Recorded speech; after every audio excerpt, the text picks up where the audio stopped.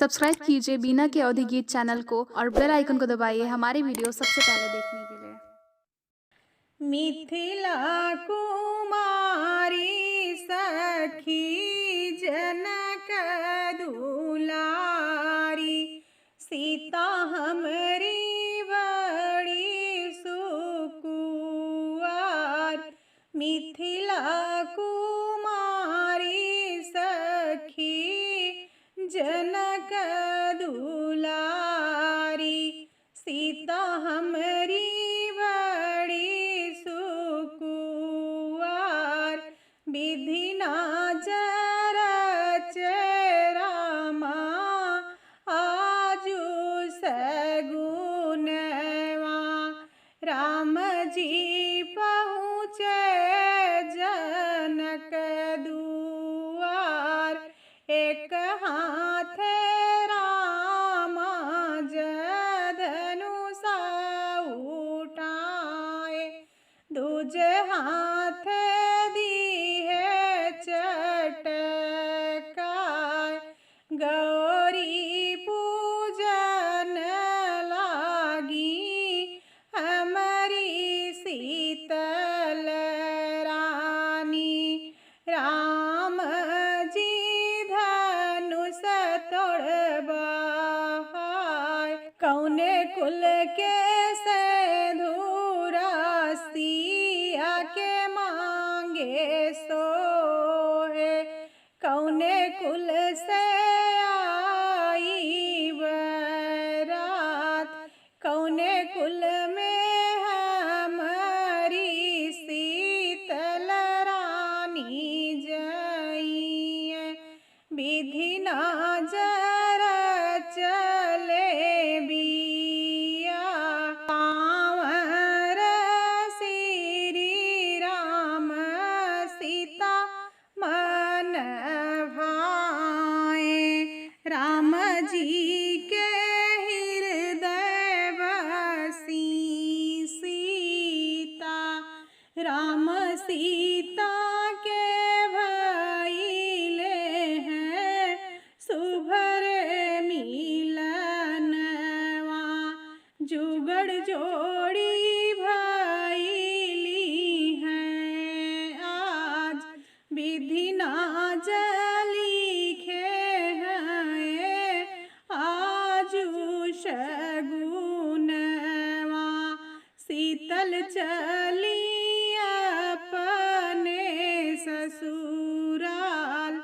धन्य धन्य भाग्य अयोध्या के जागल, सीता जी भी यही घर जाए। धन्य धन्य भाग्य अयोध्या के जागल, सीता जी भी यही घर जाए। घर घर में होई सखी मंगल दीप, घर घर बाजे बधाई। रानी कौशल्या जी के राम ललनवा, सीता जी के भइले हैं साजन। रानी कौशल्या दई के राम ललनवा, सीता जी के भइले हैं साजन। विधि ना जरा चले हैं आजू सगुनवा, राम पहुना भइले आज। रघुपति शिरोमणि दशरथ नंदन, उनकर स्वागत करे सब कोय। रघुपति शिरोमणि दशरथ नंदन,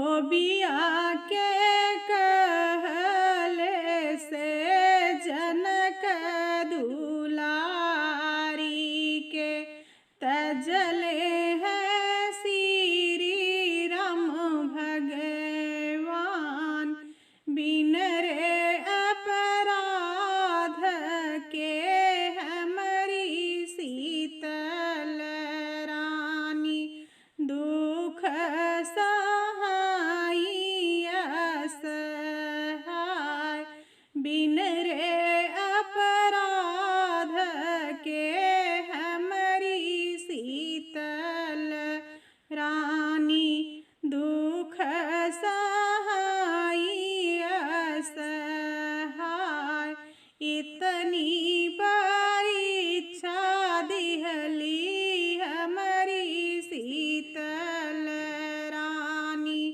की दुख सहलो न जाय फाट लागी धरती हो हिलला करे जवा वेदना होई बड़ी भारी फाट लागी धरती हो हिलला करे जवा वेदना होई बड़ी भारी हमारी शीतल रानी दुख बड़ा सहली सहतई के गई हो समाय हमारी शीतल